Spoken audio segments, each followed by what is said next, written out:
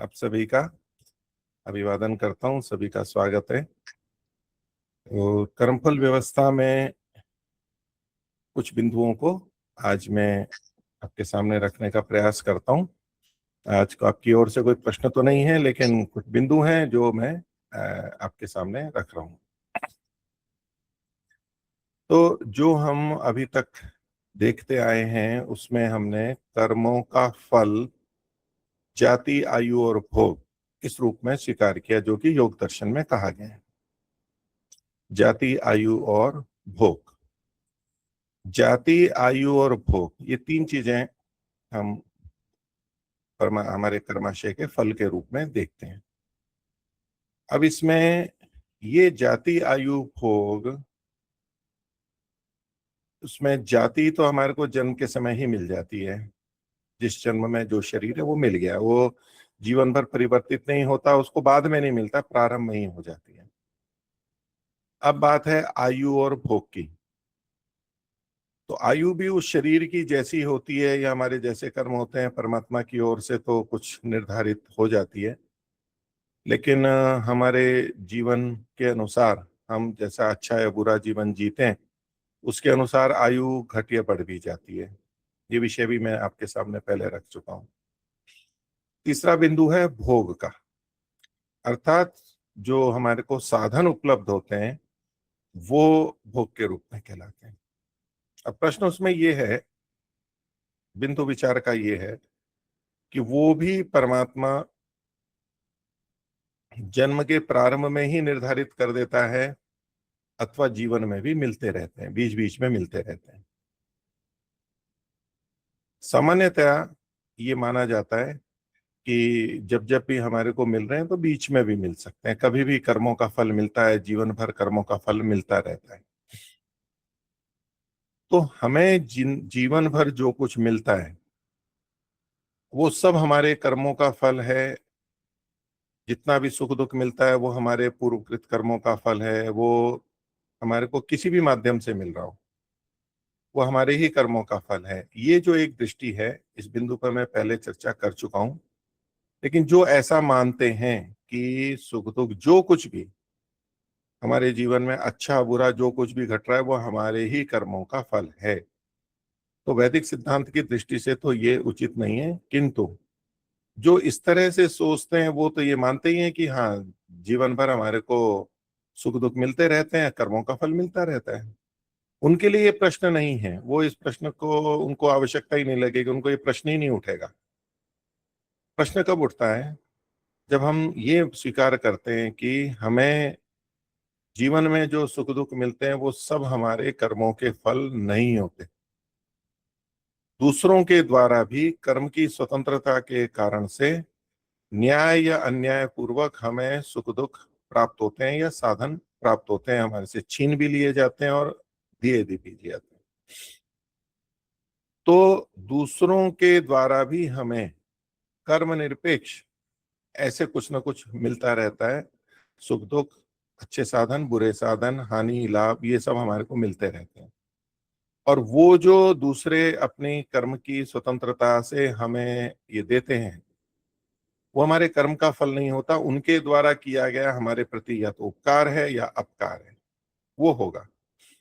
वो हमारे कर्मों का फल नहीं है, क्योंकि हम कर्म की स्वतंत्रता को स्वीकार करते हैं। और कर्म की स्वतंत्रता यही है कि कोई भी व्यक्ति एक दूसरे को सुख दुख न्याय या अन्याय पूर्वक दे सकता है, देता रहता है। तो जब दूसरे स्वतंत्रता से हमें दे देते हैं ये माना जाता है, तो क्या परमात्मा भी बीच बीच में हमारे को फल देता है? ये विचार की बात है। और यदि मानते हैं कि हाँ, परमात्मा बीच बीच में कर्मों का फल देता है, वो कैसे देता है? क्योंकि जब हमारे को किसी अन्य मनुष्य, परिवार वाले या अन्य पड़ोसी या किसी से भी, जीव जंतुओं से हमें कुछ सुख या दुख प्राप्त होता है तो वो तो उनके द्वारा किया गया है। विशेष रूप से मनुष्यों वाला, वो मनुष्य कर्म करने में स्वतंत्र है, तो उनके द्वारा जो हमें सुख दुख दिए गए, अब वो परमात्मा ने हमारे कर्मानुसार फल दिलवाया अथवा उन्होंने अपनी स्वतंत्रता से हमारे लिए अच्छा या बुरा किया। तो जो हर सुख दुख को, हर चीज को परमात्मा के द्वारा अपने लिए मानते हैं, वो तो कह देंगे परमात्मा ने करा है। लेकिन हम जो कर्म की स्वतंत्रता स्वीकार करते हैं, वो ऐसा नहीं कह सकते कि परमात्मा ने कैसे दिला। वो व्यक्ति तो कर्म की स्वतंत्रता से काम कर रहा है। वो चाहता तो हमें सुख दे देता, चाहता तो दुख दे देता, कम दे देता, अधिक दे देता। तो इसलिए परमात्मा के द्वारा तो वो नहीं होता हुआ प्रतीत होता है। हम भी दूसरों को सुख दुख अन्यायपूर्वक न्यायपूर्वक दे देते हैं। ये तो प्रत्यक्ष है कि हम अपनी स्वतंत्रता से कर रहे हैं, हम बाधित होकर के नहीं कर रहे होते हैं, तो हम स्वतंत्रता से कर रहे होते हैं। और यदि ये मान लिया जाए कि ईश्वर ये सब करवा रहा है, तो इसका अभिप्राय ये हुआ कि हम जो भी अच्छा या बुरा करते हैं दूसरों के लिए, वो परमात्मा के द्वारा करवाया जा रहा है, हम नहीं कर रहे हैं। हम केवल माध्यम बने हैं। परमात्मा करवा रहा है, हम केवल कठपुतली की तरह से हैं। वो करवा रहा है तो हम वैसा कर रहे हैं। वो जानता है कि किसको हमारे द्वारा कितना सुख या दुख दिया जाना है, तो वो करवा रहा है। तो ऐसे में हमारी यानी मनुष्यों की कर्म की स्वतंत्रता तो समाप्त हो जाएगी, वो तो रहेगी नहीं। और जो हमारे द्वारा दूसरों को सुख दुख दिया जा रहा है, दूसरों का लाभ हानि जो कुछ भी किया जा रहा है, वो भी चूंकि परमात्मा के द्वारा कराया जा रहा है, हम तो केवल माध्यम है। इसलिए हमें भी उसका पाप या पुण्य नहीं मिलना चाहिए, हमारा कोई कर्माशय नहीं बनना चाहिए। हमारा दोष भी नहीं है, तो ना हमारा कोई उसमें गुण है कि हमने दूसरों को सुख दिया, और ना हमारा कोई पाप है, तो कुछ भी नहीं है, क्योंकि हम तो माध्यम बने हुए हैं। परमात्मा करवा रहा है और हम दूसरों के लिए कर रहे हैं, और दूसरों को जो मिल रहा है वो उनके कर्मानुसार मिल रहा है। तो ऐसे में तो हमारा स्वतंत्र कर्तृत्व नहीं रहेगा, और कर्मफल व्यवस्था से हमारा कर्माशय भी नहीं बनना चाहिए, ये युक्ति कहती है। तो इसलिए जब जब दूसरों के द्वारा कुछ हमारे लिए किया जाता है, दूसरे मनुष्यों के द्वारा, तो उसको हम इस सिद्धांत को मानते हुए परमात्मा के द्वारा दिया हुआ नहीं कह सकते। वो दूसरे व्यक्ति अपने स्वतंत्रता से कुछ भी कर रहे हैं, और उससे हमारे पर जो भी प्रभाव आ रहा है, जो भी सुख दुख हो रहा है, वो हो रहा है। तो ये परमात्मा के द्वारा नहीं हो रहा है। तो जब हम ये इस प्रश्न पर विचार करते हैं कि कर्म का फल जाति आयु और भोग, इसमें जाति आयु को हटा दें और जो भोग भोग है, यानी जाति आयु को हम अभी विचार के लिए न रखें, वो तो प्रारंभ में मिल गया ऐसा मान के। तो जो भोग हैं, यदि परमात्मा प्रारंभ में भी देता है, नहीं, यदि परमात्मा बीच में भी देता है, तो कैसे देता है? क्योंकि हमें जो कुछ भी मिलता है किसी न किसी माध्यम से मिलता है, माता पिता के रूप में, हमारे मालिक के रूप में, स्वामी के रूप में, अपने सेवक के रूप में, जैसे भी कुछ होता है हमारा, मित्रों के रूप में, उनके द्वारा। तो जब जब मनुष्य आएगा तो वहां कर्म की स्वतंत्रता से वो दे रहे हैं, ना कि परमात्मा करवा रहे हैं। तो संसार में जन्म लेने के बाद से जो कुछ हमारे साथ में बचपन से पालन पोषण इत्यादि, पक्ष विपक्ष, कुपोषण, अत्याचार, सहयोग, जो कुछ भी हो रहा है, वो अन्य किसी न किसी मनुष्य के द्वारा हो रहा है। तो ऐसे में ये जो बीच में हमारे को सहयोग मिल रहा है या हानि हो रही है, ये परमात्मा के द्वारा दी जा रही है, ऐसा नहीं कह पाते हैं, दूसरे कर रहे हैं। तो इस दृष्टि से यहाँ पर प्रश्न उठता है कि क्या परमात्मा जन्म के प्रारंभ में ही सब कुछ दे देता है, अथवा बीच बीच में भी फल देता रहता है? और यदि हम कहते हैं कि बीच बीच में देता है, तो कैसे देता है, ये हम कैसे बताएंगे? कि जहां पर कोई दूसरे मनुष्य का हस्तक्षेप ना हो, फिर भी हमारे को कुछ हो रहा हो, और जिसमें हम ही कारण हो, कोई रोग हो गया तो पिछले कर्मों के कारण है, या तो हमारे वर्तमान के गलत खान पान के कारण से है, गलत दिनचर्या के कारण से है। तो हम भी कारण बन जाते हैं, हम कारण बन रहे हैं तो भी परमात्मा कारण नहीं बना। अथवा इनके साथ साथ में परमात्मा भी दे रहा है, हम कैसे निर्णय कर सकते हैं कि ये हमारा है इतना और इतना परमात्मा ने साथ में दे दिया है? तो निश्चय नहीं कर सकते। तो इस दृष्टि से ये प्रश्न उठता है कि जीवन के काल में क्या कर्माशय का फल मिलता है? परमात्मा की दृष्टि से परमात्मा क्या जीवन के बीच में फल देता है? तो उसमें कईयों का ये मानना है कि बीच में तो दे नहीं सकता है, देगा ही नहीं। कोई ऐसा उदाहरण ही नहीं बता सकते कि हम परमात्मा बीच में फल देता हो जहां दूसरों का या हमारा कोई हस्तक्षेप नहीं हो। जैसे जन्म में परमात्मा जिस आत्मा को जिस शरीर में जहां भेजना है वो भेज देता है, उसमें किसी का हस्तक्षेप नहीं है, इत्यादि। तो जो ये फिर वो उत्तर ये देते हैं कि हमारे जन्म के प्रारंभ में ही जो देना था वो दे दिया, बाकी सब तो इस स्वतंत्रता से जो कुछ भी हो रहा है उसका फिर परमात्मा न्याय कर देगा, लेकिन जो उसको देना था वो तो प्रारंभ में दे दिया। अब उसमें मान लीजिए जन्म भी हुआ, छोटा सा शिशु है, लेकिन उसके अंदर जो गुण सूत्र हैं, माता पिता से जो मिले, जो निर्धारित हुए, वहां जो मिश्रण हुआ परमात्मा की व्यवस्था से, और उसके कारण से हमारे को शरीर मिला, उसमें सब कुछ लिखा है हमारा। उसी के अनुसार हमारा विकास होता है, उसी के अनुसार हमारे को विभिन्न रोगों की अधिक संभावना होती है या हम सुरक्षित होते हैं किसी रोग से। हमारा रंग कैसा होगा, हमारे बाल कैसे होंगे, हमारे आंख नाक कान कैसे होंगे, हमारी लंबाई आदि कैसे होगी, कितनी जल्दी हम वृद्ध होंगे, कितनी झुर्रियां पड़ेंगी, कितने हम युवा रहेंगे, क्या होंगे, ये सब कुछ वो वहां पर पहले से निर्धारित है। तो इस आधार पे वो कहते हैं कि निर्धारित है। ठीक है, वर्तमान के हमारे कर्मों पे से उस पर प्रभाव आएगा, लेकिन वो ईश्वर कृत नहीं होगा, वो तो मनुष्य कृत है, हमारे द्वारा किया गया है। परमात्मा ने तो जो देना था वो दे दिया। इसी प्रकार से जिस परिवार में जन्म देना था वो दे दिया। वो परिवार धन की दृष्टि से, बल की दृष्टि से, ज्ञान की दृष्टि से, पद की स्थिति से, संस्कार की स्थिति से, जैसा भी है वो मिल गया। अब उसके बाद में उनके साथ जो कुछ भी होता है, धनी है तो निर्धन हो गया, दिवाला निकल गया, गरीब है तो धनवान बन गया, ये जो कुछ भी परिवर्तन होते हैं अच्छे या बुरे, वो उन स्थितियों के कारण हो रहे हैं, लेकिन वो परमात्मा ने निर्धारित नहीं किया। परमात्मा ने तो जो प्रारंभ में था वो दे दिया, अब उसमें जो परिवर्तन होता है वो हो जाएगा। तो चूंकि जीवन में तो परमात्मा के द्वारा दिया हुआ कुछ हमें दिखाई नहीं देता है, क्योंकि उसमें अन्यों का हस्तक्षेप है, इसलिए उसको कैसे कहें कि ये परमात्मा के द्वारा दिया गया है। तो फिर परमात्मा कब देता है, तो वो प्रारंभ में दे देता है, ऐसा मानते हैं, बीच में नहीं देता। ये एक दृष्टिकोण अनेक विद्वानों का या अनेक विचारकों का, प्रवचनकर्ताओं का, आचार्यों का इस तरह का एक अभिप्राय है। तो इसमें शास्त्रीय दृष्टि से थोड़ा सा हम विचार करते हैं। समस्या तो है इसमें कि कैसे हम निर्धारण करेंगे, कैसे ऐसे उदाहरण होगा। तो पहली बात तो ये है कि हमें बीच बीच में फल मिलता है।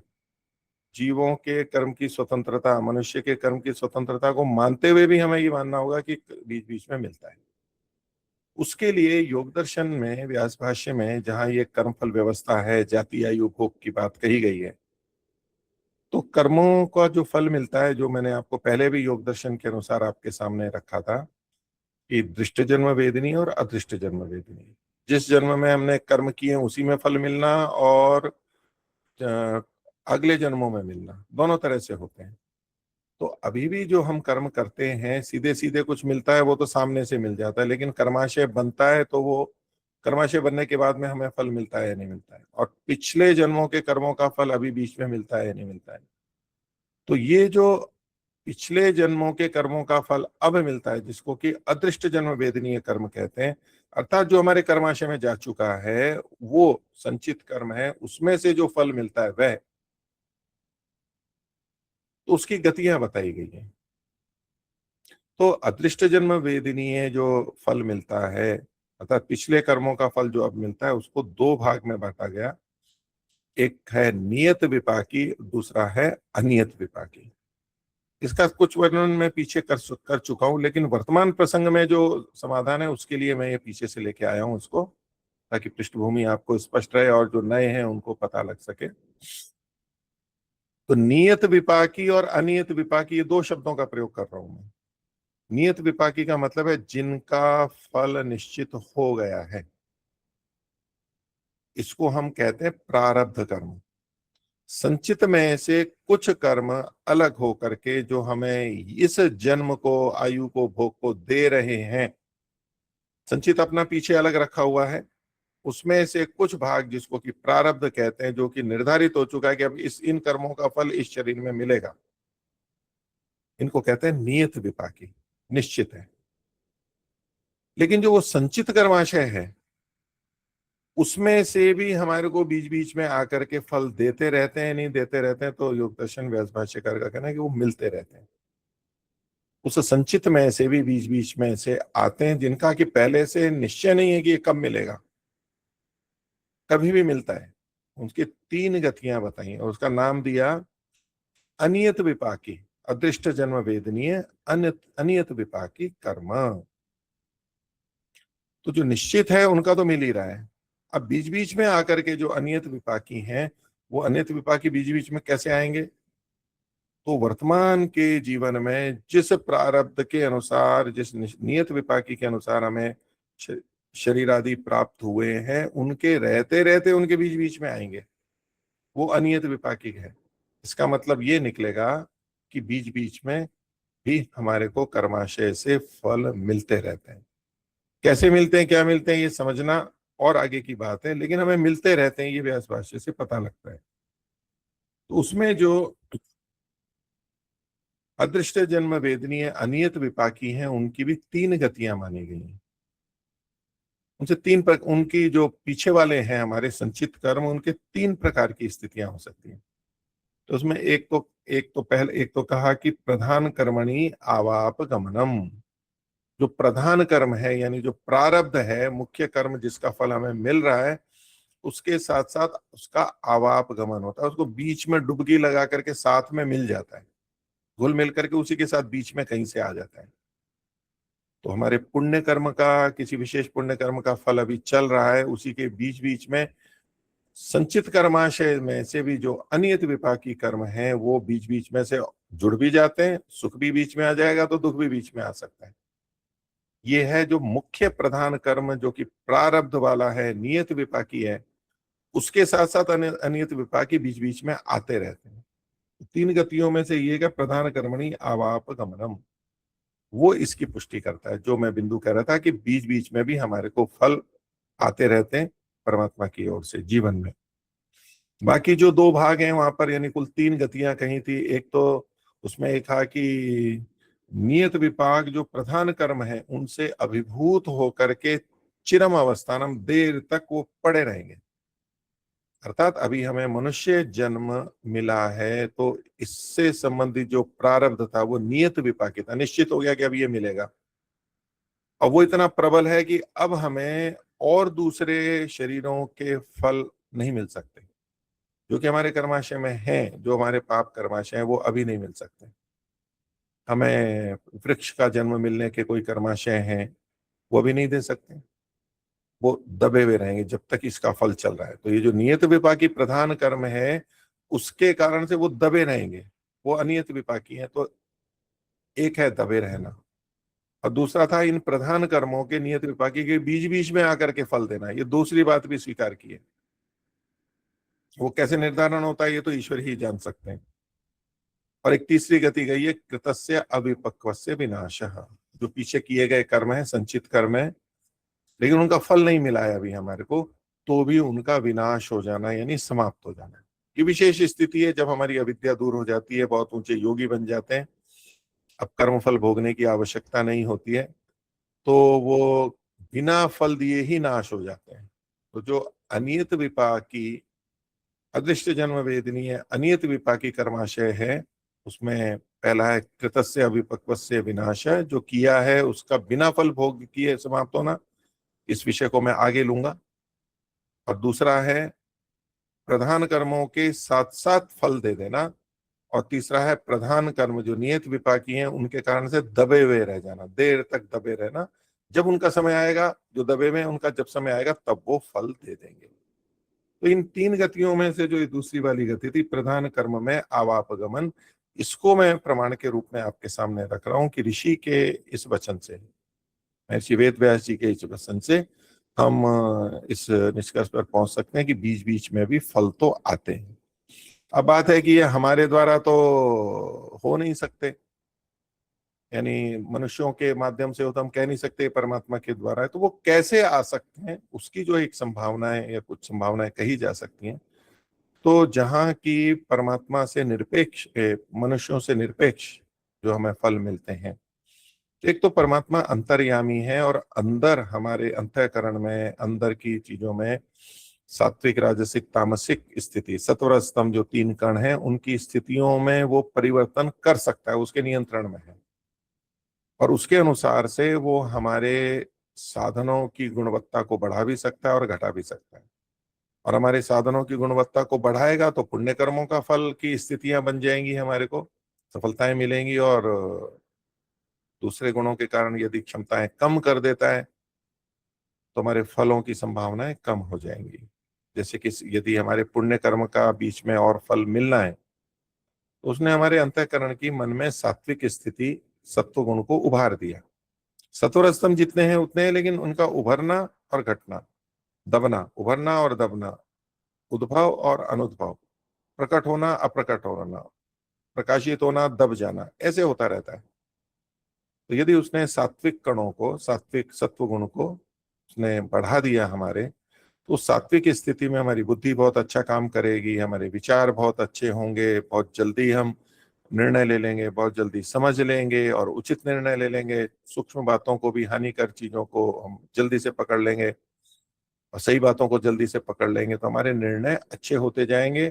बुद्धि शरीर बाहर से दिखने में वही का वही है, लेकिन हमारे निर्णय अच्छे अच्छे होते जाएंगे। यूं कहें कि हमारे सारे पासे हैं ना, वो अच्छे पड़ते चले जाएं। हमारी सारी चालें चालें कहें, हमारी सारी क्रियाएं, हमारे सारे कदम अच्छे अच्छे अच्छे होते चले जाएंगे। हम सफल सफल सफल होते चले जाते हैं।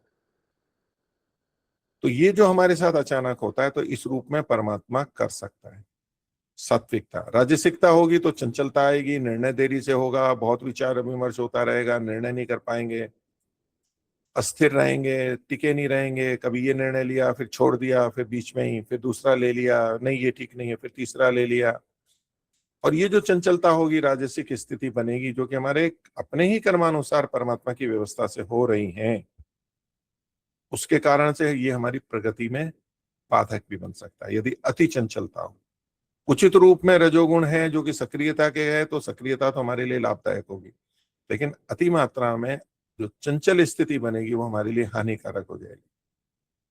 ऐसे ही तमोगुण जब बढ़ेगा तो हमारे अंदर आलस्य, प्रमाद, अनिच्छा, अनुत्साह, कुछ बढ़ने की, ऐश्वर्य पाने की इच्छा ही नहीं होगी। वो तो तामसिक व्यक्ति जैसे होता है, उदासी की स्थिति में होता है। वो आंतरिक स्थिति ऐसी बन गई। अब इसमें जो मनुष्यकृत है, अन्य खान पान के कारण है, उनको हटा करके बात कर रहा हूँ। उनके कारण होती है वो तो हमें कारण पता है कि हमने तामसिक पदार्थ लिया तो तामसिक स्थिति बनेगी ही, औषधि हो चाहे अन्य खाद्य पदार्थ हो। लेकिन वो नहीं है, हमारी सब कुछ सामान्य है जैसा चल रहा है, लेकिन फिर भी हमारी स्थिति कि जब हमें कोई निर्णय लेना हो तो हमको जैसे सूझ ही नहीं रहा है हमारे को, और ऐसे ही कुछ भी हमने निर्णय ले लिया जो कि गलत पड़ गया हमारे लिए। उल्टे निर्णय हो जाएंगे, गलत निर्णय हो जाएंगे, या निर्णय ही नहीं कर पाएंगे और वो अवसर हमारे हाथ से निकल जाएगा। अब अगर शरीर तो दिखने में वही है, दिखने में इंद्रियां भी वैसी हैं, लेकिन उसके अंदर की क्षमता यदि बदल दी गई तो उसका प्रभाव, सुप्रभाव या दुष्प्रभाव बहुत बड़ा हो सकता है। एक में हम असफल होते चले जाएंगे, यूं लगेगा कि जब जब उचित अवसर आता है और मैं चूक जाता हूं, और जब गलत चीजें होती है तो वहां जाके फंस जाता हूं। तो हम अपने विवेक से, कर्म की स्वतंत्रता से करते हैं, और वो होते हुए भी वो भी अपनी जगह काम करेगा, लेकिन हमारे शरीर, इंद्रियां, बुद्धि आदि कितने सक्रिय हैं, कैसे कार्य करें, ये अंतर्यामी रूप से परमात्मा के द्वारा नियंत्रित हो सकते हैं।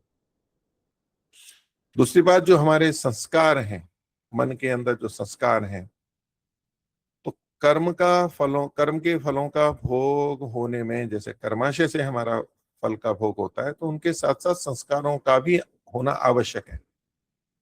जिस कर्म फल को हमें भोगना है या परमात्मा को भोगाना है, वैसे संस्कार भी उभरते हैं। जन्म तो मनुष्य का है, संस्कार हमारे मच्छर के उत्पन्न हो जाए वहां पर उभरे, वो बात नहीं बनेगी। जैसे कर्म फल है उसके अनुसार संस्कार उभरते हैं, और मनुष्य शरीर में भी रहते हुए अलग अलग संस्कार हमारे उभरते रहते हैं। वो संस्कार हैं ही हमारे ही, लेकिन कर्मानुसार उनका उभार होता है। सात्विक संस्कार उभरेंगे, राजसिक उभरेंगे, तामसिक उभरेंगे, अच्छी अच्छी वृत्तियां, संस्कार हमारे अंदर हैं, बुरे भी हमारे अंदर है, लेकिन सब एक साथ नहीं उभरते। कभी कोई उभर जाएगा, कभी कोई उभर जाएगा। हम स्वयं उनको उभार रहे हैं तो हमारा कारण है, किसी निमित्त से उभर रहे हैं तो वो निमित्त है।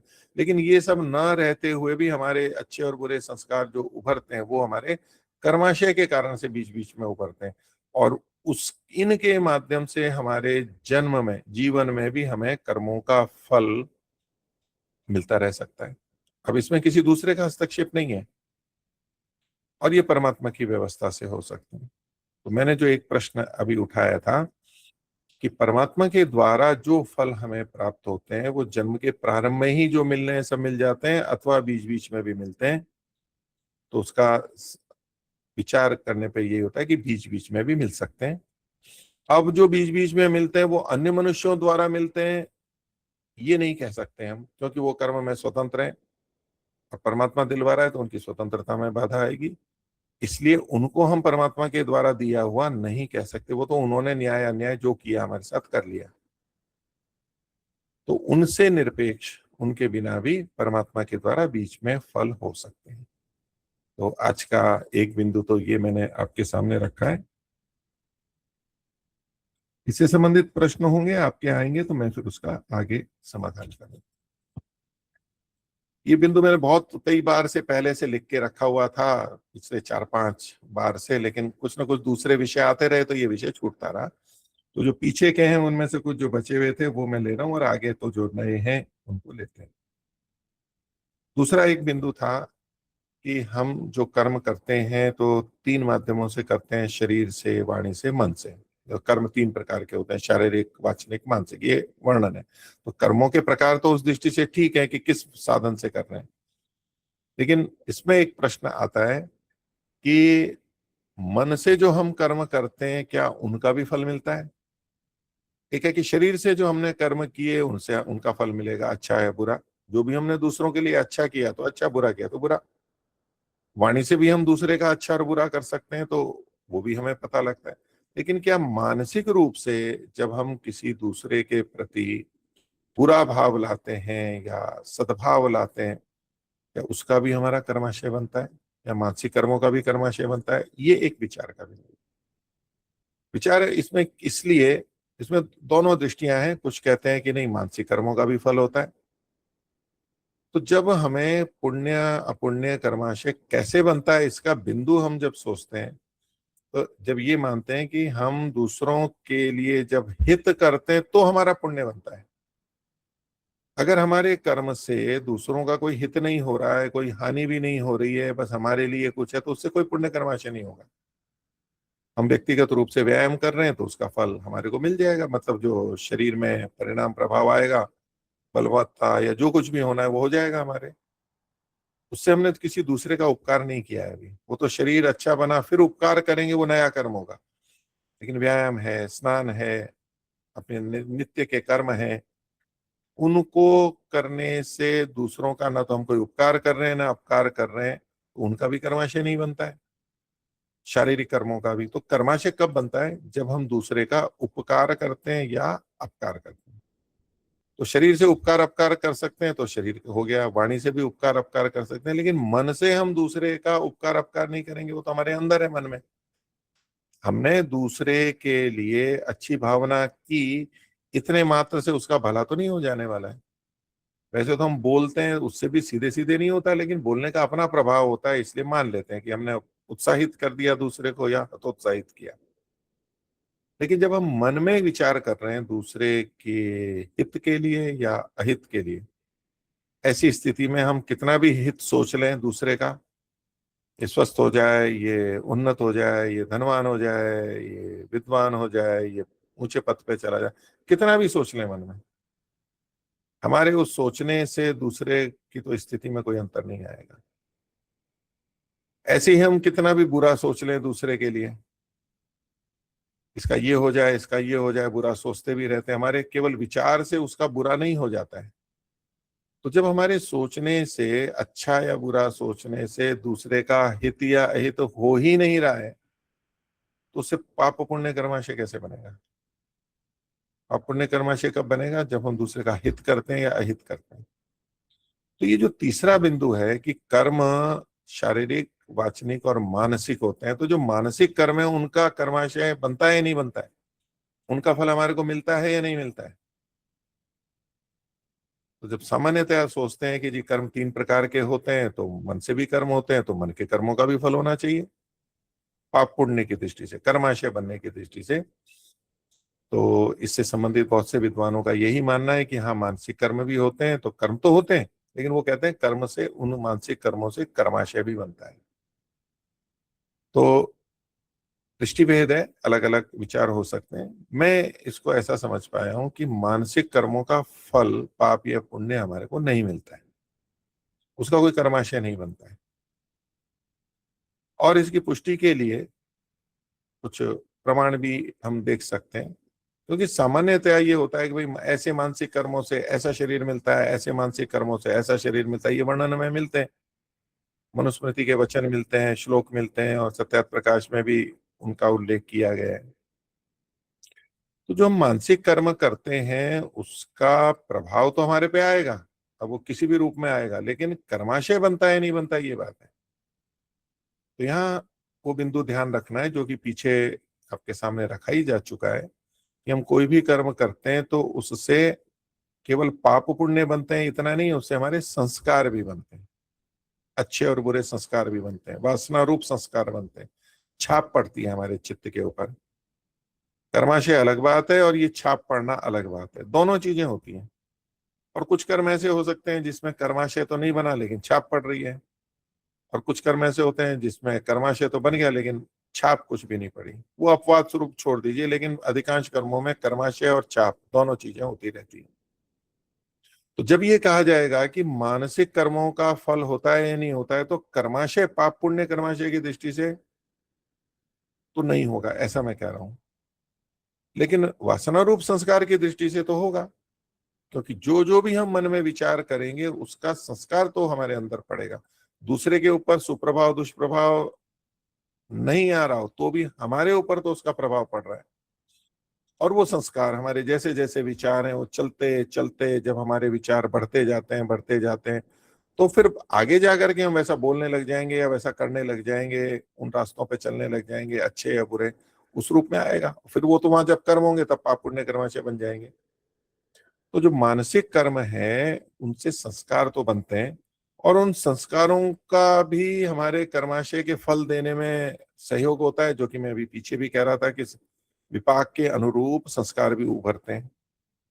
तो उन संस्कारों का भी उपयोग है उसमें, इस दृष्टि से वो हमारे अगले जन्मों को प्रभावित करते हैं, लेकिन कर्माशय नहीं बनेगा, क्योंकि दूसरों का कोई पाप और पुण्य इसमें नहीं हो रहा है, हमारे अंदर ही है केवल। तो हमने किसी के 1 लाख छीन लिए, हमने किसी को 1 लाख दान दे दिया, वो मन से कर लिया, इससे इससे हमारे को पुण्य या पाप नहीं लगने वाला है। मन में है, मन को हम सुधार सकते हैं, अच्छे विचार लाके उन बुरे संस्कारों को हटा सकते हैं। इसकी पुष्टि के लिए एक बिंदु देखा जा सकता है कि जहां योग दर्शन में हिंसा बताई, हिंसा के प्रकार बताए, तो हिंसा कैसी होती है, जो कर्मों से संबंधित बात मैंने पहले भी रखी थी, उसी के अनुसार योग दर्शन का कि कृतकारित और अनुमोदित, स्वयं किया हुआ, करवाया हुआ, या किसी का अनुमोदन किया गया, हमने किसी का अनुमोदन कर दिया। तो ऐसे करके हिंसा को 3 प्रकार से बताया। ऐसे ही पुण्य के लिए भी कह सकते हैं कृतकारित और अनुमोदित। तो कृतकालित अनुमोदित 3 भेद किए, उसके साथ में लोभ क्रोध मोह पूर्वक ये भी कहा। लोभ के कारण भी कर सकते हैं, क्रोध के कारण भी कर सकते हैं, मोह के भी कारण है, इसका भी मैं वर्णन विस्तार पहले कर चुका हूं।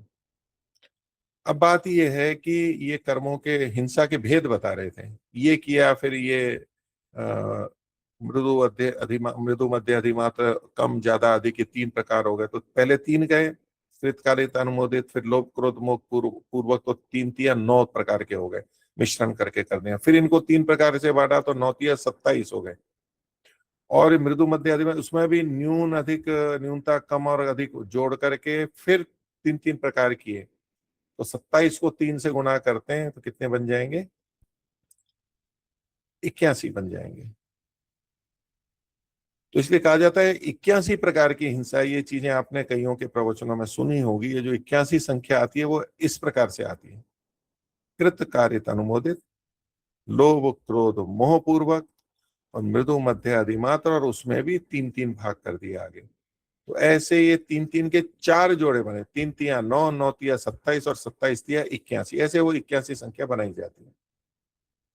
अब इसमें ध्यान देने की बात है कि जब कर्म 3 प्रकार के होते थे, शारीरिक वाचनिक और मानसिक, 3 तरह से हम कर्म करते हैं, अगर इनसे भी सबसे तीनों से हिंसा हो रही होती, ये तीन वर्गीकरण होता तो ये तीन भी इसमें साथ में जुड़ गए होते, और तीन जुड़ गए होते तो और तीन गुना कर दीजिए उसका। कि हिंसा को शारीरिक हिंसा, वाचनिक हिंसा, मानसिक हिंसा, ये भेद करके यहाँ नहीं इन्होंने गिनाया योग दर्शनकार ने। कृतकारित अनुमोदित कर दिया, लोभ क्रोध मोह पूर्वक कर दिया, मृदु मध्य अधिमात्र कर दिया, और उसमें भी भेद कर दिया। लेकिन शारीरिक हिंसा, वाचनिक हिंसा, मानसिक हिंसा, ये तो बहुत सरल था ना। कृतकारित अनुमोदित से भी सरल था ये तो, कि तीन प्रकार की हिंसा होती है, शारीरिक, मानसिक और वाचनिक। वहां उन्होंने हिंसा के ये भेद नहीं किए, शारीरिक, वाचनिक, मानसिक। नहीं तो 81 क्यों, 81 से और भी ज्यादा हम सीधे सीधे गणना कर सकते थे। ये इस बात का संकेत है कि हिंसा हिंसा है। वो कब होगी हिंसा, जब हम दूसरे की करेंगे। वो शरीर से कर रहे हैं या वाणी से कर रहे हैं, जिससे भी दूसरे की हानि हो रही है, अन्याय पूर्वक दूसरे को दुख मिल रहा है, वो हिंसा में आएगा। बस इतना सही है। तो ये तीन भेद वहां पर गिने नहीं गए। तो ये इस बात का संकेत है कि जो हम कर्म करते हैं उसमें मन से भी कर्म होते हैं, ये वो नहीं चाहते हैं गिनना। बाकी तो शरीर वाणी से तो होते ही हैं, लेकिन उसको लेकर के संख्या को उन्होंने भेद नहीं किया गया, वो किसी से भी हो, बस एक ही तरह से गिना गया। तो मानसिक कर्मों का फल होता है या नहीं होता है, इस प्रश्न के, इस जिज्ञासा में मेरा अभिप्राय यह है कि उनसे कर्माशय तो बनेगा नहीं। मानसिक कर्मों से संस्कार बनेंगे, सुसंस्कार कुसंस्कार बनेंगे, और वो हमें प्रभावित करते रहेंगे। इतना तो है। इसलिए मानसिक जो विचार है, मानसिक जो कर्म है, उन पर ध्यान तो देना ही चाहिए, और वो बहुत महत्वपूर्ण भी है। मानसिक संस्कार, और इसके ऊपर मैंने पीछे विस्तार से आपके सामने बात रखी थी। अगर हम इस संदर्भ में ये सोच लें कि जब मानसिक कर्मों से पाप पुण्य कर्म बनते ही नहीं है, तो फिर तो मन में कुछ भी सोचते रहो, फिर तो छूट है। जब कर्माशयी, पाप कर्माशयी नहीं बन रहा है तो कुछ भी सोचते रहो। और मानसिक कर्मों से पुण्य बनता है तो मन में किसी के लिए कितना भी उपकार करते जाओ तो बहुत पुण्य कमा लोगे। तो लेकिन जिस पक्ष में मैं कह रहा हूं कि मानसिक कर्मों से पाप और पुण्य नहीं बनते, तो वो कहेंगे फिर मानसिक कर्म क्यों करें, उसकी आवश्यकता क्या है। तो पाप पुण्य तो नहीं बनते, लेकिन संस्कार तो बनते हैं। वो बहुत ही अधिक महत्वपूर्ण है, संस्कारों का बनना, अच्छा और बुरा होना। इसलिए मानसिक कर्मों का, या यूं कहें विचारों का ध्यान देना, नियंत्रित करना, ये बहुत आवश्यक है। लेकिन उससे कर्माशय नहीं बनेगा। ये मैंने आपको एक बिंदु रखा। तीसरा बिंदु है आज आज के लिए, कि हम जो कर्म करते हैं, तो परमात्मा न्यायकारी है, सबको समान दंड देगा तभी न्यायकारी होता है, ये हमारा एक सामान्य विचार होता ही है। तब इसमें है कि एक ही बुरे कर्म को अलग अलग व्यक्ति करते हैं, तो उनको समान दंड परमात्मा की ओर से होता है या भिन्न भिन्न होता है। तो न्यायकारी होने से तो समान होना चाहिए, लेकिन भिन्न भिन्न अगर कहेंगे तो लगेगा परमात्मा अन्यायकारी हो गया।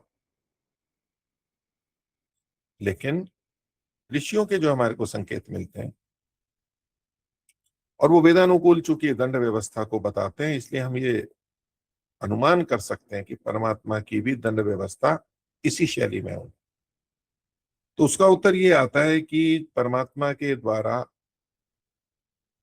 जीवों को उनके कर्मों के फल भिन्न भिन्न दिए जाएंगे।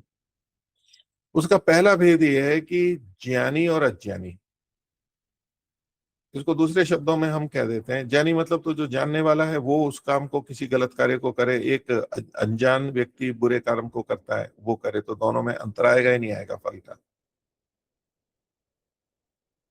जैसे कि एक छोटा बच्चा है, उसको पता ही नहीं है कि चोरी क्या होती है, उसको तो बस खाना पीना है, उठा करके खा लिया, और उसको चोरी है या नहीं, उसको दंड मिलेगा या नहीं मिलेगा। इसी तरह थोड़ा सा बड़ा बच्चा है जो थोड़ा जानता है, और एक बहुत समझदार व्यक्ति है बड़ा, सब कुछ जानता है कि ये नहीं होना चाहिए, लेकिन फिर भी वो कर रहा है। तो जो चोरी की या गलत कार्य किया, वो था तो समान ही। मान लीजिए 100-100 रुपए लिए, अथवा तो एक एक फल चुराया, ये तो दिखने में तो बाहर से समान था। तो क्या इनको दंड समान मिलेगा या भिन्न भिन्न मिलेगा।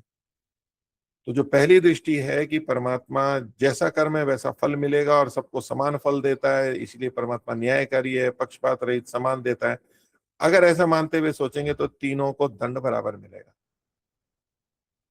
और दूसरी दृष्टि है कि जो अधिक ज्ञानी है उनको दंड अधिक मिलेगा, जो कम ज्ञानी है उनको दंड कम मिलेगा, जो अज्ञानी है, अबोध है, उनको बिल्कुल नहीं मिलेगा। वहां ये व्यवस्था देखी जाएगी। तो इसमें समान कर्म का भी फल समान नहीं मिल रहा है, वो भिन्न भिन्न मिल रहा है। इसको दूसरे शब्दों में हम थोड़ा समझने के लिए कह सकते हैं कि जानबूझ करके कोई गलत काम किया गया और एक अनजाने में हो जाता है। यद्यपि ये भेद थोड़ा अलग तरह का है, लेकिन ज्ञान का होना ना होना, गलत समझ करके कुछ हो गया, जानबूझ के करने पे उसी पाप कर्म का फल, और एक अनजाने में वही गलती, दूसरे की हानि हमने कर दी अनजाने में, उसका फल दोनों समान होंगे या भिन्न भिन्न होंगे। बाहर का स्वरूप तो समान है, इसलिए प्रथम दृष्टया समान दंड होना चाहिए, लेकिन ऋषियों की शैली से हमें पता लगता है कि नहीं, इसमें भेद होगा। तो जब हम ज्ञानी और अज्ञानी की बात करते हैं तो उसमें जो ज्ञानी व्यक्ति है उसको, जो जितना अधिक ज्ञानी है उसको उतना अधिक दंड होगा, और जो जितना कम ज्ञानी है उसको उतना ही कम दंड होगा। कर्म फल की जो व्यवस्था है, कब से कर्माशय बनना प्रारंभ होता है, उसके विषय में पुनः प्रवचन में, उपदेश मंजरी में महर्षि के जो वचन है उसमें संकेत ऐसा है, जो छोटे बच्चे होते हैं, मान लीजिए 5-6 वर्ष तक के, उनके द्वारा जो किया गया वहां कर्माशय बनना प्रारंभ नहीं होता है। उनके लिए वो पाप पुण्य है, ना तो उनको वो सी समझ है, बता भी दिया तो वो अपनी इच्छा से, जैसा है पशुवत अपनी इंद्रियों से जैसा ठीक लगता है, भूख लगती है ये खा लिया, ये करना है वो कर लिया, किसी को मार दिया कर दिया, वो उनको पाप पुण्य वाली बात नहीं है। जब बड़े होते हैं उसके बाद में पाप पुण्य लगता है। और यही बात उन्होंने सृष्टि के प्रारंभ के जो मनुष्य थे, अमैथुनी सृष्टि के, और कुछ समय वो छोटे थे, उस समय उनको ज्ञान भी नहीं था, तो कुछ समय तक पाप पुण्य नहीं लगता है, उसके बाद में पाप पुण्य आता है। तो ये भी हमें इस बात का संकेत देता है कि कर्मों का फल ज्ञान के अनुसार होता है। विशेष रूप से जो पाप कर्म है उनके जो दंड हैं वो समान नहीं होते। इसको हम एक और दृष्टि से समझ सकते हैं। मनुस्मृति में कर्मों के या दंड की व्यवस्था के लिए जो कहा गया है कि जिस गलत कार्य को एक शूद्र व्यक्ति करता है, यानी जो कम पढ़ा लिखा है, बुद्धि से अधिक समझदार नहीं है, मेहनती है, वो अपने सब काम करता है, लेकिन कोई गलती हो गई, यदि उसने 1 रुपए की गलती की, 1 रुपए की चोरी की, तो उसको 8 गुना दंड कहा गया। अधिक तो है ही, जितना किया उससे ज्यादा तो दंड मिलना ही है। और वैश्य ने भी वही 1 रुपए की चोरी की, उसको 16 रुपए का दंड होगा, मतलब 8 से दुगना 16। क्षत्रिय ने भी वही गलती की, 1 रुपए की चोरी की, उसको 32 गुना दंड कहा गया। और ब्राह्मण ने अगर वही 1 रुपए की गलती की, 1 रुपए की चोरी की, उसको 32 का भी दुगना, 64 गुना कहा गया। अब शूद्र की तुलना में, सेवक की तुलना में, कर्मानुसार बोला है मैंने, ये जन्मना की बात नहीं है, कर्मणा है। तो 8 8 8 8 8 64, 8 गुना, 8 से भी 8 गुना हो गया वो। तो 8, 16, 32 और 64 दुगना दुगना करते जा रहे हैं। ये जब मनुस्मृति में दंड का विधान किया गया है, जो कि वेदानुसार उन्होंने प्रस्तुत किया है, महर्षि दयानंद भी इसको स्वीकार करेंगे, और हम इसमें ज्ञान का भेद है, पद का भेद है, दायित्व का भेद है, और किसी गलत कार्य के करने पर जो समाज पे दुष्प्रभाव आता है उसमें बहुत अंतर है। इसलिए वो ये सब दंड अधिक, न्यून और अधिक हुए हैं। एक विद्यालय का बच्चा एक अपराध करे और उसी विद्यालय का कर्मचारी उसी अपराध को करे, एक अध्यापक करे और एक प्रधानाध्यापक भी उसी गलत कार्य को करे, तो दंड अलग अलग हो जाएगा। तो जो अधिक ज्ञान वाले हैं उनको दंड अधिक होगा बुरे कर्मों का, जो भी है। और इसका उल्टा भी है कि जो बड़े होते हैं वो एक छोटा भी पुण्य कार्य करते हैं तो उसका सुप्रभाव अधिक जाता है। एक राजा यदि कोई एक अच्छा निर्णय ले लेता है तो उसका प्रभाव बहुत लोगों तक जाता है। एक सामान्य व्यक्ति अच्छा निर्णय लेता है तो उसका प्रभाव अधिक लोगों तक नहीं जाता है। तो जहां पुण्य भी अधिक होता है तो पाप भी अधिक होता है। तो इससे क्या पता लगा हमारे को,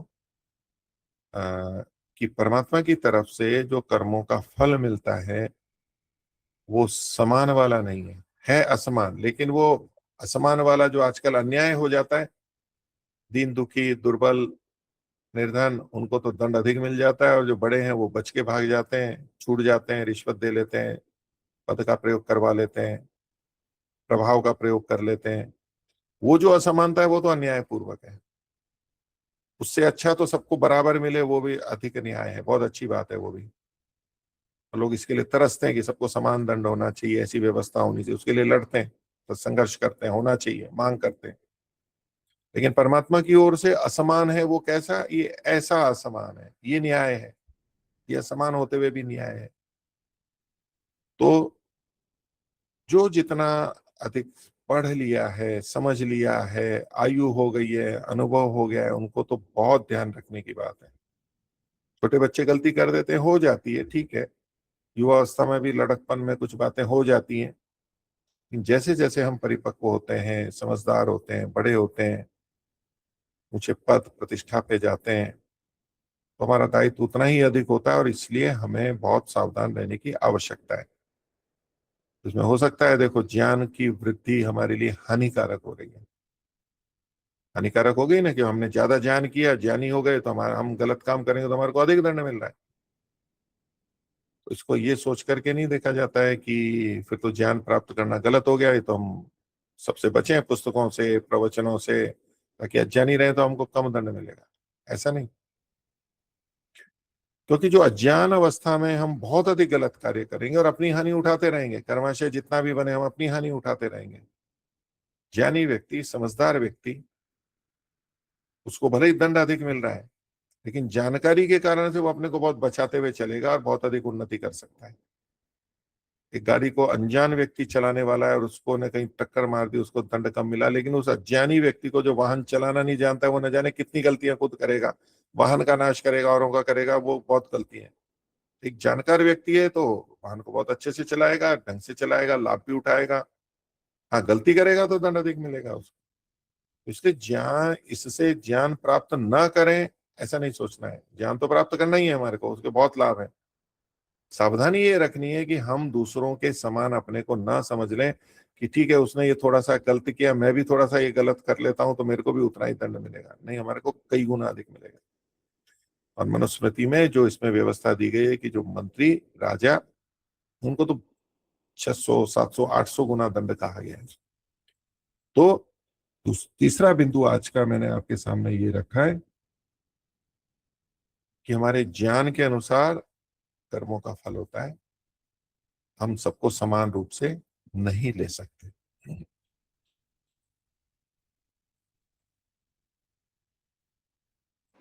तो आचार्य जी, इससे जुड़ा एक प्रश्न आया था, हाँ, बोलिए क्योंकि बोलिए। 9:23 हुए हैं, 5 मिनट हैं ठीक है, मैं दोपहर अगला के। बिंदु अगली बार लूंगा, वो अभी नहीं हाँ जी, लेता हाँ हूं, जी। इससे संबंधित प्रश्न है तो बोलिए। आचार्य जी, मानसिक विचारों से कर्माशय नहीं बनता है, ठीक है।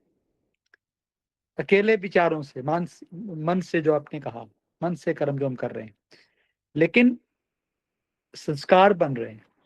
तो आचार्य जी, अगर विचारों पर ही नियंत्रण नहीं होगा तो पहले तो आतंकवादी भी, पहले तो मन से आतंकवादी होता है, उसके बाद ही वो तो एक्शन तो एग्जीक्यूट बाद में ही करता है। ठीक है, तो वो विचार ही तो ले जा रहे हैं उसको एक्शन की तरफ। ये तो ठीक बात है, इसके लिए तो कोई मना है ही नहीं। हम ठीक है। विचार करेंगे तो यत मनसा ध्यायति तद्वाचा वदति, मन में विचार होता है तो फिर वाणी से भी वो बात आने लगती है। यद वाचा वदति तत्कर्मणा अभिसंपद्यते, शतपथ में लिखी, और वैसे भी कर्म में आएगा। उसके तो लिए मना आचार्य जी, थोड़ा ना किया गया है। नहीं मना लेकिन नहीं, मतलब सुनिए मुझे सुनिए हाँ सुनिए, जी, हाँ जी। लेकिन इसका ये अर्थ नहीं है, इससे ये निष्कर्ष नहीं निकाल सकते कि मन में किए गए विचार का कर्माशय बनता है। हम्म, ये तो तब हुआ ना जब हम उसको वाणी पे लेकर के आ गए उस विचार को। ये तो तब हुआ ना जब हमने मन में था और हम शरीर पे लेके गए। हमारे में को किसी के प्रति गुस्सा आ रहा है कि इसको थप्पड़ मार दूं, हम्म, और हमने मार भी दिया, अपने क्रोध के कारण से, द्वेष के कारण से। दूसरे का कोई दोष नहीं था उसमें, हमने मार दिया, हमारे को कुछ गलत लग रहा है। एक तो मन में सोचा और एक मारा, तो दोनों में अंतर है ना। भले ही जी आप ये कहेंगे कि मन में विचारा तभी तो शरीर पे आया, बिना शरीर पे आए तो मन में आएगा ही नहीं। जी। बिना शरीर नहीं, बिना मन में आए तो शरीर पे आएगा ही नहीं। तो जिसको हम शारीरिक कर्म कहते हैं उसमें मानसिक कर्म तो जुड़ा हुआ ही है। जिसको बिल्कुल। हम वाचनिक कर्म कहते हैं उसमें भी मन तो जुड़ा हुआ ही है, लेकिन बात उतने से नहीं है। अब जिसमें न शरीर जुड़ा हुआ है न वाणी जुड़ी हुई है, लेकिन मन जुड़ा हुआ है और मन से हम कर्म कर रहे हैं अच्छे और बुरे, उसका फल मिलता है या नहीं मिलता है, उसका कर्माशय बनता है नहीं बनता है, बात वहां पर है। ठीक ठीक। वो बात आपकी ठीक है कि मन में विचार करते हैं तभी वो फिर शरीर में भी जाते हैं और फिर हम वैसा ही करने लग जाते हैं शरीर से। तो लेकिन इससे ये निर्णय नहीं आता कि मन के किए हुए कर्मों से कर्माशय बनता है। तो जब शरीर से होगा दूसरे का अपकार करेंगे तब पाप कर्माशय बनेगा, ऐसा है इसमें। हो गया स्पष्ट? जी जी बिल्कुल। ठीक है। धन्यवाद। एक बिंदु मैं लेता हूं कि जो हम पाप और पुण्य करते हैं वो आपस में कटपिट करके बराबर हो जाते हैं नहीं हो जाते हैं। कि हमने पुण्य कर लिए तो जो पुण्य के में है तो कुछ पाप हमारे घट जाएंगे, पाप कर्मों का फल नहीं भोगना पड़ेगा हमारे को, पुण्य हमने कर लिए इसलिए। अथवा हमने पुण्य कर्म कर रखे हैं लेकिन हमने अभी पाप कर्म कर लिए, तो पाप कर्म कर लिए तो हमारे को पुण्य कर्मों का फल नहीं मिलेगा, फिर फल ही नहीं मिलेगा। अब ये क्या हुआ, ये आपस में कटपिटना है कि हमने इतने तो दे रखे हैं और इतने उधार ले रखे हैं। बैंक से ही मान लीजिए हमने इतने बैंक में जमा करा रखे हैं, इतने उधार ले रखे हैं, तो कटपिट करके कुल कितना बैलेंस है वो आएगा, या तो ऋण में आएगा, उधार में आएगा, या जमा में आएगा। तो जो हम कर्म करते हैं पाप और पुण्य, वो कर्माशय में जो संचित है, बहुत सारे पाप हैं बहुत सारे पुण्य हैं, क्या वो आपस में ऐसे कटपिट करके बराबर हो जाते हैं? इसका उत्तर होता है कि नहीं होते। या व्यापक रूप से सुनते भी हैं। क्यों? यदि ऐसा होता तो हमारे कर्माशय में या तो पुण्य होते या तो पाप होते, क्योंकि बाकी के थे वो तो कटपिट करके बराबर हो लेते। लेकिन हमारे कर्माशय में पाप भी रहते हैं और पुण्य भी रहते हैं, और दोनों का फल हमारे को यथा समय जब जब होता है तब वो हमारे को मिलता भी रहता है। तो इससे क्या पता लगा कि ये आपस में से कटते पिटते नहीं है। तो ये प्रथम दृष्टिया तो ये बात ठीक है, ये हम अलग अलग कर्मों की दृष्टि से तो ये बात ठीक है और ये स्वीकार किया जाता है और स्वीकार करना चाहिए, ये उचित है, युक्ति संगत है। अब बात आती है दूसरी कि जब एक ही कर्म में पाप और पुण्य दोनों हो, एक ही कर्म में पाप और पुण्य दोनों हो, जिसको कि हम कहते हैं मिश्रित कर्म। पुण्य कर्म शुद्ध पुण्य कर्म, पाप कर्म शुद्ध पाप कर्म, ये तो जमा हो गए। अब जो हमारा कोई कर्म मिश्रित कर्म है, हम बहुत पुण्य कर रहे हैं लेकिन उसमें बीच में कुछ हिंसा हो गई, कुछ गलत कार्य हो गया, है एक ही कर्म, वो दो अलग अलग कर्म नहीं है। हम कोई गलत काम कर रहे हैं मुख्यता से वो रहा, लेकिन बीच में किसी का उपकार भी हो गया, हित भी हो गया, बिल्कुल सही, पुण्य भी कर दिया हमने उसी बीच में। तो एक ही कर्म में जब पाप भी हो रहा हो पुण्य भी हो रहा हो मिश्रित हो रहा हो, तब क्या होगा? तो जो पहली दृष्टि थी उसी के अनुसार यहां भी लगाई जाती है प्राय करके कि मिश्रित कर्म में भी जितना पुण्य है उतना पुण्य रह जाएगा और जितना पाप है उतना पाप बन जाएगा। जैसे अलग अलग पाप और पुण्य के कर्माशय जमा होते हैं, ऐसे ही मिश्रित पाप और पुण्य के भी कर्माशय अलग अलग जमा होंगे, ये एक दृष्टि है। इसमें हमारे को योग दर्शन में व्यास भाष्य में एक विषय मिलता है, मैं समय समाप्त हो रहा है, अभी संक्षेप से पूरा करता हूं। वहां उसमें कहा कि यदि हमने कोई पुण्य कार्य किया और उसमें हिंसा साथ में हो गई, तो जो उसका फल होगा वो कम समय के लिए होगा। वो जो हिंसा हो गई उसका फल अलग से दुख दर्द नहीं कहा वहां उन्होंने, वहां क्या कह दिया कि जो पुण्य है वो कम समय के लिए होगा। अर्थात केवल पुण्य का ही फल मिला है, वो कम मिला है लेकिन दुख नहीं मिला है। तो जो मिश्रित कर्म है उनके लिए हमें ये निर्णय लेना चाहिए कि दोनों मिला करके, मान लीजिए 60-40 हैं या तो 70-30 हैं या 90-100 हैं, जो भी हैं, कुल मिला करके वो अगर पाप अधिक है तो उतना पाप ही लगेगा और पुण्य अधिक है तो पुण्य उसका लग जाएगा। तो ये जो मिश्रित कर्म है वहां ये कटपिट करके आते हैं, ऐसा तात्पर्य मुझे प्रतीत होता है। ये एक बिंदु आपके सामने रखा है और व्याख्या मैं अभी नहीं करता हूँ, समय पूरा हो चुका है। तो आज का विषय मैं यही समाप्त करता हूं। अगर आवश्यक हुआ तो इस बिंदु को और आगे खोल लेंगे। सभी को सादर नमस्ते। ओम।